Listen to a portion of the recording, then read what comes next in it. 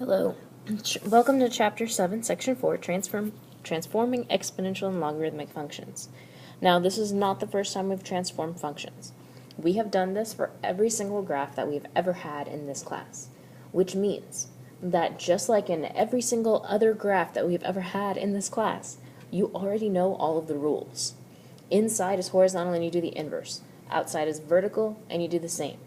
A reflection is always indicated by a negative. Okay, and if it's, and that's it. That's it. So the only difference is that now we're dealing with exponential and logarithmic functions. And they look a little different from what you're normally used to seeing, but as long as you know where everything is, you'll be fine. So if you look at this table that's on your screen, we have all of the transformations, all of them. Inside horizontal, outside vertical, reflection, horizontal stretch or shrink, vertical stretch or shrink.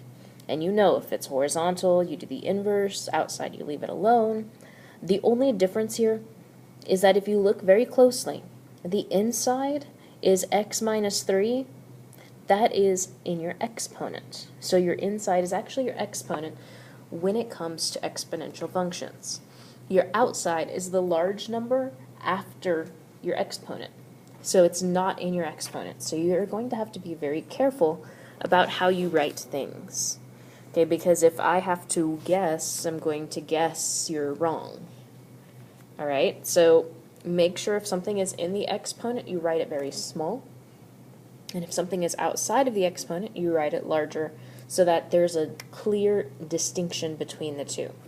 Because here, the 2x plus 5, the plus 5 is obviously not in your exponent, while the x minus 3 was in your exponent. So just be careful there. Otherwise, inside is your exponent, outside is everything else.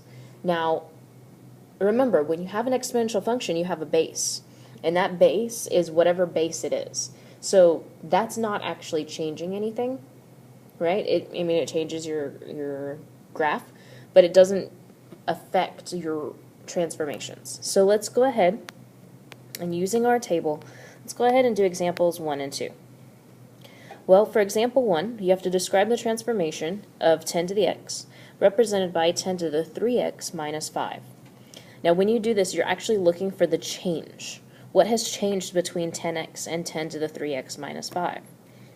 Well, the 3 is one change, and the minus 5, that's another. Now for the 3, that is inside because it's in the exponent, so it's horizontal. Well, inside we do the inverse. So we're actually looking at the 1/3 because that's where you flip it, because it's in front. So that is a horizontal shrink by 1/3 because it is a number smaller than 1. Then the minus 5. Well, the minus 5, that is clearly not in your exponent because the minus 5 is written much larger. It is not part of the superscript. So it's outside, which means it's a vertical change, and in vertical we do the same, and it's in the back. So that means it's moving down. So down 5, and you're done. Now, naturally, just like always, right, you have to be able to describe the transformation and you have to be able to go backwards when they give you a transformation first. So, we are going to be transforming 2 to the x. So let's put a 2 to the x on here. We might have to change it. Okay, I might have to erase something, so make sure you're using pencil. We have a reflection in the x-axis. Well, a reflection is always represented by a negative sign. It's in the x-axis, so it actually goes outside, so it's going to go right here in front. We are also moving 2 units left. Well, left is horizontal, so it's going to go inside. That means it's in our exponents. And inside we do the inverse. So instead of thinking left, you're thinking positive 5 up in the top. Now, if you look at my equation, if you look at my equation here, that 5 is clearly not as large as the 2, and that shouldn't be a 5. That should actually be a 2. Sorry. All right? So, because that 2 is very clearly different from the large base, I know that that's in my exponent. It is so important that when you write your equations, you keep that in mind. Now, we're not just transforming exponential functions, we also have logarithmic functions. So turn your paper over. Now you can see on your paper that the log with a base is the inverse of the exponent with the same base. So they reflect over the line y equals x, just like they always have. That shouldn't be there, sorry. Okay, now when you graph a logarithmic function, it's going to look something like this graph that's here. Okay, that's pretty typical, and we will graph some of these, or you should have already graphed some of these, potentially. But we also have to transform them.